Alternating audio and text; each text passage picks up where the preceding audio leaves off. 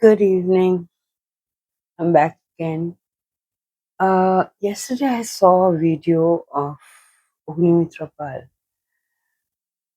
I'm not criticizing it, nor am I sort of saying anything for it. I know she's trying to do her job, and it's been years of negligence of previous governments.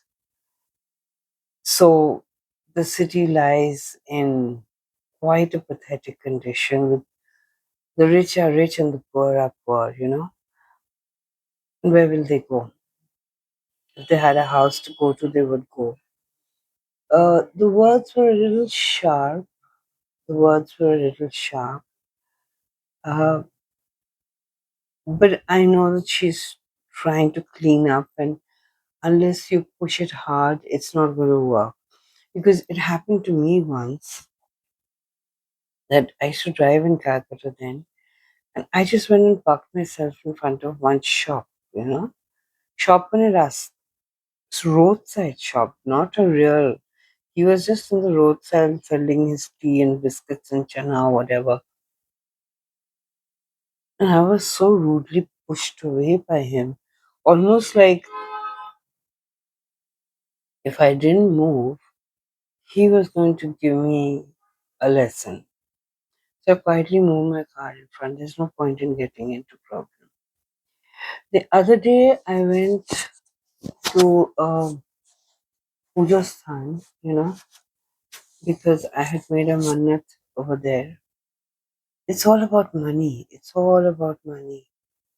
And without looking at me, the place is now full of doubts, full of doubts. And when you look at them, they don't even look like pious people. They look like people who've been drinking all night, and in the morning they come there to sit and collect their money. I mean, for one little goddess, how many people do you need? It's a place of worship. I found an alternate place, and I've spoken about this before, but I had to go and finish what I had to do over there. And when I'm telling him that my wishes have been granted, and I've come to return this, he's looking in the other way and saying, don't forget to leave some token money. You know, it's become difficult to deal with people in the city because everywhere there are these groups and hangouts who you have to deal with. And this is all because of unemployment. This lady that you saw on the street, where will she go? She probably earns a little by, like she said, collecting bottles, collecting, maybe a little begging. People feel sorry, so they give her. How many people are living below the line of poverty? Below the line of poverty. It's shameful, especially for those of us who are privileged. We can get everything we want. Uh, we can dream of it. We can do it. We can eat it. We can swallow it. We can, you know, uh, go to places where we want to go. We can make every dream of ours come true. And here is a section of the society for collecting bottles, for collecting paper, who's cleaning the roads every morning. And the person who cleans the roads on my sister's side of the area told us that they had not got their salary for months and they all have children at home. So these are the little concerns that we as citizens of, as residents, not citizens only, residents of a city, have to be a little wise to, look after at least the people in your own area. I used to look after an old lady till I realized that she'd gone absolutely mad. Because her life became such, she couldn't hold herself anymore. It and I really don't know who to approach to help her. because she won't move from there.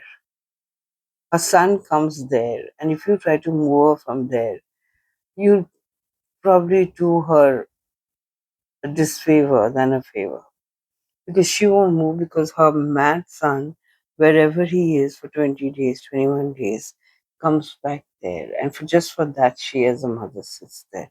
But she's lost her mind. There's so much of pain and poverty all around us. And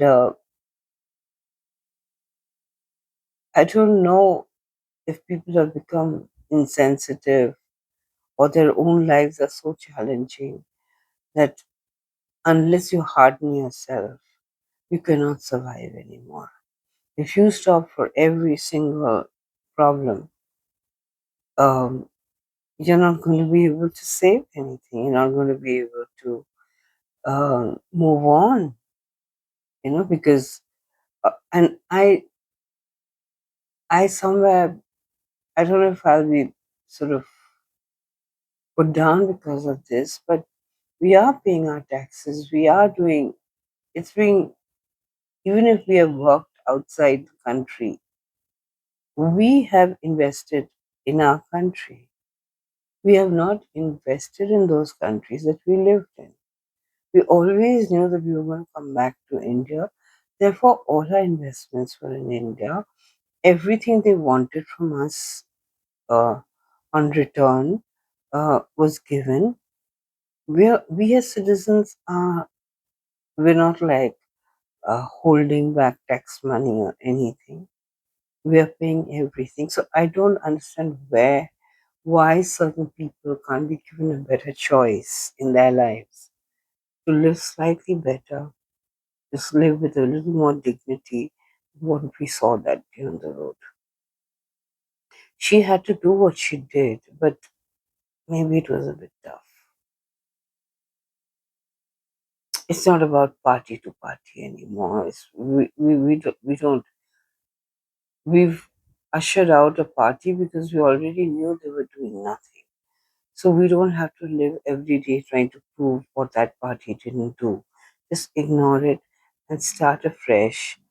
And I'm glad that people went there. That means that that's the thing about Calcutta, the beauty of Calcutta, that there's a sentiment in people.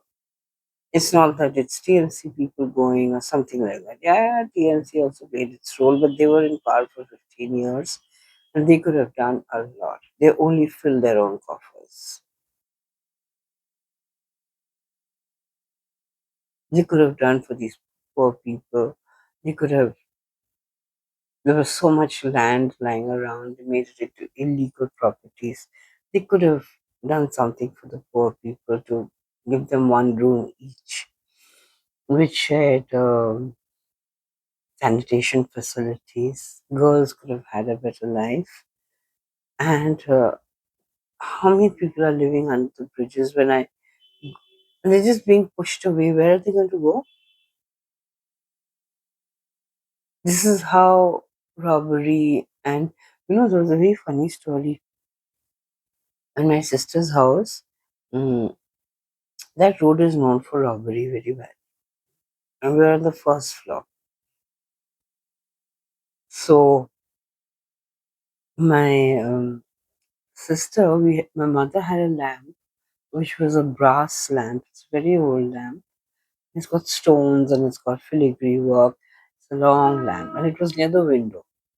Okay, so so um, mm, one morning we got up and we found that the lamp was lopsided, and we went to touch it and it was giving electric shocks because somebody at night, I don't know whether they sprayed the room, the windows were open,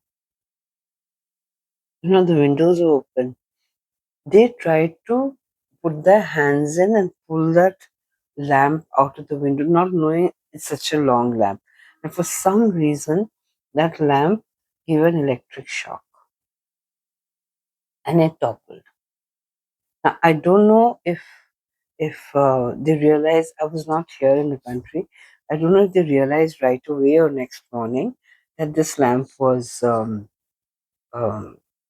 They were trying to steal, but they have stolen stuff. I've lost stuff, you know, because if there's no employment, if people are not getting enough, whatever be the jobs, whatever be the jobs, if you stop the education of of an entire state,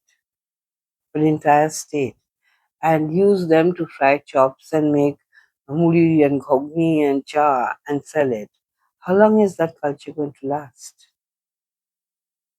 Whereas your own people are nabbing everybody's houses and writing it in their own name. We as citizens have, I would say, crossed our T's and dotted our I's and done everything the way the country wants us to do it. These people who are in power can do what they want, can do what they want. They can just come into your house and tell you, okay, move out. We want this place. And that is what had happened. And yet there are homeless people. There are houses that are just lying empty. But we cannot put them in because it's illegal. That day I posted a picture. It's in Chetla. I was passing. It's written there that this is a dangerous property to live in. I looked at the building, it was full of people. Tomorrow that thing crumbles and 500 to 700 lives are gone. Who do we blame? The government or the people who are staying inside?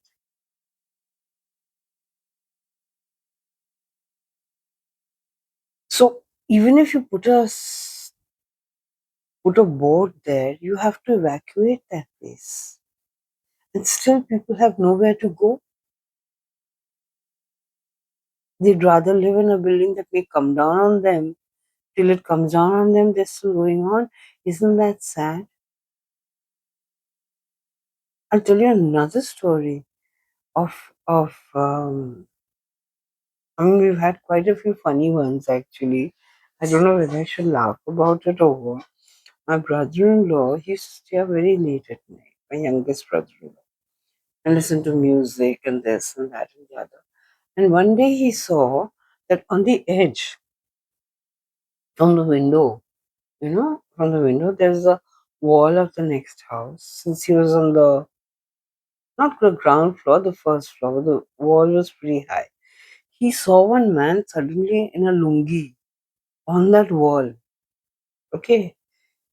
So he went running to the wall and he said, "Who are you?" So he said, "Shh, night police." So he said, "Night police in a lungi, you know, they come to steal the wires and they come to steal the pipes at night." It's famous. I was one day, it was raining heavily, and I was awake at night and I heard this sound of as if something is being torn, metal being torn. Okay, this is at 12 o'clock at night almost. So I went to my window and I saw opposite was the house of the Basus. Big house, and they were not in town. Now they had a gate, a grill gate, now to for their privacy, they had put a sheet of tin lining from inside. This man was happily stripping that. Okay. And there was a police car going around. The car was making so much noise, that van was making so much noise, that any robber who was at work would know it's coming and they would do is move aside, and when the van went away, they'd come back and continue their work. That's how much noise that vehicle made. Gar, gar, gar, gar, gar, gar, gar. Arey, police are supposed to come quietly, na? They let the whole area know that they were patrolling. But it didn't stop these guys from doing. So I shouted from my window, and it was raining profusely. Okay. Now I have my car in the garage, and I could see what they were doing, and that area is known for it. Now I think they're better. But that time, they were known for it because there was a basti which was down the road. And there was a lot of trouble because of that basti. Very often there were fights over there. There were murders out there. But later, what they started doing is removing these bastis and putting, what do you call that, development is happening there. But when I first came into the area, I saw quite a bit of it, and we used to stay away from it because we were still in the good part of the area. You had to go through a lane, and then this Basti area would start. Okay, and I'm looking at that man from top, and I don't know what came over me. I know the Basu so well. I know they're out of town. I could make out. So I shouted out to him that, "What are you doing? You kept the whole area awake, and not one person came out of the house. They could see what was happening, unless they had like popped some pills and they were sleeping. But I heard the sound, and can you believe it? That man answered me. He said, "Can't you see what I'm doing? That you're asking?" And then he grumbled and grumbled and grumbled, and he put all whatever bits of tin pieces he had got, and they will sell it. And he climbed over that Mr. Basu's gate and happily left. And I went running down to my garage because we had a caretaker who was half deaf or mostly deaf. I called him and called him and called him because obviously they were in operation at night. Seeing it to be a rainy night, you can't hear very well. It's raining, everybody's fast asleep. That man could not hear me. I could not enter his room. There was a servant's quarter, but from outside I kept on shouting, "Mother, mother, mother." He just couldn't hear me. Because these people can just jump walls and climb walls, and then you'll see in the morning there's some place where they're gathering all this stuff. You don't know where they got it from, you know. So life for people on the streets is not easy. Either they become they're beggars or they're collectors. At least this lady said she was a collector, which I believe. The men are into other things at night. There's a lot to be done in our city. I'm wondering, I can't do anything alone. I'm wondering how we can help, how we can rehabilitate, um, what kind of a policy is the government going to bring. We need a clean city. That's one thing for sure. I just like find the roads so, broken to walk in. And it's not even good for your knees to be walking on those kind of roads. Walking tracks are completely different. They're a little rubberized so that it doesn't have an effect on your knees. But here the pavements are so high. And as you grow older, your knees start giving way. So to get off that pavement and climb that pavement, you have to hold something, you know. So I was watching this Ognimitra Pal thing yesterday and I was thinking it's bad enough that people are living in rain. How much it's rained in Calcutta this year. It's just going on raining. And as much as we may enjoy it sitting at home, but I feel like my maid comes in and she says there was ankle deep water in her house. They live in little bastis or they live in um, little shelters down the road. But you'll see in their houses, they will always put their beds with bricks underneath so that it is high, they can sit high, you know. I felt sorry for that woman. I mean, I'm not saying anything about the party. I'm sure Shubhendu Adhikari came next day and made amends for it. But I hope we move towards something better for these people. They also have a right and the right to dignity to live well within their means wherever they are. And I just hope more jobs come to this West Bengal, more companies come back, and they can start working again. This all happened because nothing was allowed to come. There was so much of uh, the borders were left open. There were other activities going on, and I think we've cleared our city a great deal of all that. But we still don't know. I have no enmity with either a Bangladeshi or a Pakistani because I have lived and worked with them. But this is a national issue. This is a national issue. So I will end it there today, and let's see if there's anything more I can talk about. Yes, um, I've had my dental reconstruction because um, I had very weak jawbones, very weak jawbones. And over the years, the cavities in the RCTs, deep root canals, DRCs, had really taken its toll. And my daughter wanted a beautiful smile. So I spent all my money on her. Mine had to wait, and it's much cheaper in India. So I go to this very good doctor called Dr. Anish Bharti, and I would love to take his name because he's such a gentle doctor. This has taken a long time, and I'll get my final thing done on the implants and all done by Saturday. So I'm feeling good about that. There are a lot of benefits here where dental is concerned, and I was talking to people about like outside, unless you have a health insurance, you can't live.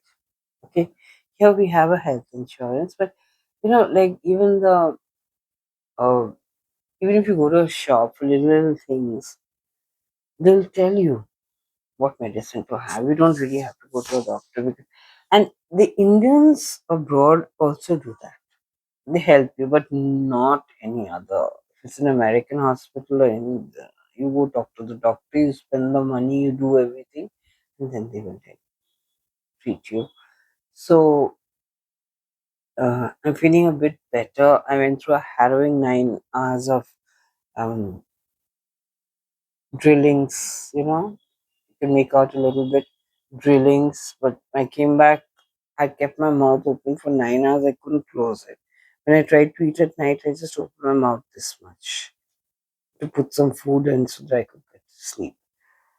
But it's better today, and